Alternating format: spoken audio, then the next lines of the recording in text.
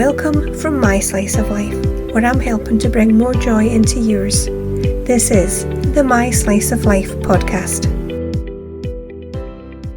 Hello, and a very warm welcome to you.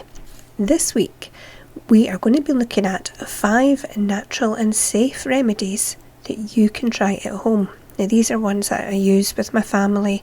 In fact, I'm using the very first one today because my throat's a little bit raw, so I am using garlic and honey. This is a good one to boost your immune system, and also if, like me at the moment, you get a little bit under the weather and needing a boost. For this, just get a small, clean jar, make sure it's nice and clean, sterilise it. You can either wash it and dry it in the oven. I think it's usually quite a low temperature they use, like 140 degrees. I just fill it with boiling water from the kettle and leave it for 10 minutes. Seems to do the same thing. So once you've sterilised your jar, put in about 15 cloves of garlic. I just peel them, stick them in, and then top it up with honey. Now, ideally, you don't want any air left. If the garlic gets in contact with air, it can go mouldy and cause all sorts of problems, and we do not want that. We're trying to get healthier, not sicker. So when you've topped it up with your honey, you can turn the jar over. Every day for a wee while, I turn it over. You'll actually see the garlic cloves float up and down in the honey. It's really cool. After a few days, you will notice that the cloves start to sink, and that's what you're looking for. You want them to sink. When that happens, you can start using the honey. Just like a teaspoon at a time. That would be plenty. I'm having, at the moment for my throat, I am taking a teaspoon about 3 times a day to help my throat. One thing I did the last time I had a chest infection, and I'm going to tell you this, but I'm not a doctor, I'm not a herbalist either. This is just what I did. So I'm not telling you to do it, I'm not making any claims it's a miracle cure, but when I had a chest infection, I used this honey and garlic mixture. I used that several times. I think I was on it about 5 times a day, maybe more. It's spoonfuls 5 times a day. So I used that, but I also used fire cider. I had a thyme oxymel. It was a sugar solution. I actually saw a video on YouTube and they make it from bay leaves, so I made that. I mean, I used loads of things for my chest infection, and I didn't use antibiotics, and that's the first time I've really done that. And as an asthmatic, that's a big deal. I just wanted to kind of test it on myself and see, can I fight this just using natural things? And luckily I did. Again, not saying that will work for everybody, that's just what I did as an experiment on myself. Okay, so that was your immune system. The second thing I want to tell you about is just a herb called lemon balm. You may have it in the garden. I have it in the garden and I have it in the allotment. And it was one of those ones I planted before I knew it's like mint. If you know about mint, it'll just take over and grow everywhere. This is an aggressive plant. I like it. It's easy to cut back and you can dig up the roots or whatever if you want. But yeah, I'm kind of getting it everywhere now. But this one is really good for anxiety, or if you just need to feel a little calmer. I would take a handful of the leaves, pop it in a wee teapot, boiling water on, leave it to steep for 5 minutes and drink it. I've actually heard people complaining about the taste of this, and like they'll add other herbs in, or they put in honey. I have no clue what they're talking about. I really like the taste on its own. I think it's great. The first time I took it, I drank it thinking, oh, they say it's good for anxiety, I'll see if it works. And I drank it, and I swear to God, I felt spaced out. I felt so spaced out. I thought, I need to go to my bed and go for a sleep. It was great. So it's one of those ones as well that I should probably use it more often than I do. I forget about it for some reason, so mental note to self, Sharon, get that stuff out of the garden and use it. I do have it dried. I have jars of it dried, so I like taking herbs and using them fresh. I think that's always a nice idea, but I do have some dried to use in the winter time. Just as a side note, I did get tablets for our dog to see if it would help calm him down. I found them, it was a herbal site, and one of the ingredients in the tablets for dogs was lemon balm. Now, I haven't done any more investigation about it, but I thought that was quite interesting that they use it on dogs too. So the third one that I want to tell you about is oats. You know, porridge. For itching. Now, this is a new one on me. When I looked it up, I actually found, it seems like I'm the last one to know this stuff. Everybody else seems to know already. But I've tried it out on myself. Again, all these things I've tried out on myself, so that's why I'm telling you about it. I have a patch on my left hand. It's actually my wedding ring, 2 fingers, the wedding ring finger and the little finger, and I get, I think it's contact dermatitis. It gets so itchy. I don't know, like, if I just wash 1 cup, and you know, like washing up liquid, and I don't put on my gloves, I have to wear gloves, but if I just forget, like, oh, it's like just 1 cup, I'll just wash it. That night I am itching like hell, and it's horrendous. I mean, I will claw at that till it bleeds. So I thought enough's enough, and I've had all these creams prescribed, and you know yourself, you get the steroid cream, and they always tell you, oh, it's going to thin the skin, and I thought, I don't really want my skin thinned, thank you very much. I just want the itch to go away. So I thought I'll try this oats cure, for want of a better word. So I went to the cupboard, got my porridge, ground it down to a fine powder, put a little bit in a bowl, added just enough water to mix it into a paste, and I slathered that all over the itchy part of my hand. Now, I've tried a few different ways of dealing with it then, like do I wrap it up or do I leave it just open to the air? It gets a bit messy, but what I have found is it's best just left open to the air and let it dry. Now, the first time I did it, when it was dry, I just flaked it off into a bin, obviously not all over the sofa, and I couldn't believe how smooth the skin felt. It was cooler. You know that when you're itchy, you get that hotness? That had gone. It wasn't even as red. I mean, it wasn't perfect, but it was a hell of a lot better than it was to start with. I thought, well, that's good. I'll do it again tomorrow night. So the next night I did it, but I washed it off. Big mistake. For me, I'm going to stick with letting it dry and then just flaking it off. When I washed it off, of course, I'm making it all wet again.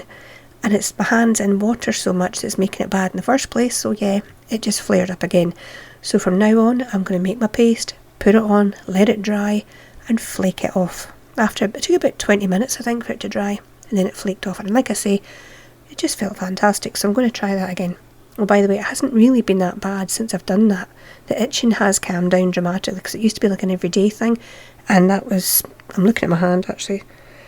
See, to be honest with you, it's looking pretty damn good at the moment, so I'm happy with that one. Okay, number 4. This one is for when you have itchy eyes. Maybe it's with hay fever or just some sort of allergy irritating your eyes. Cornflowers.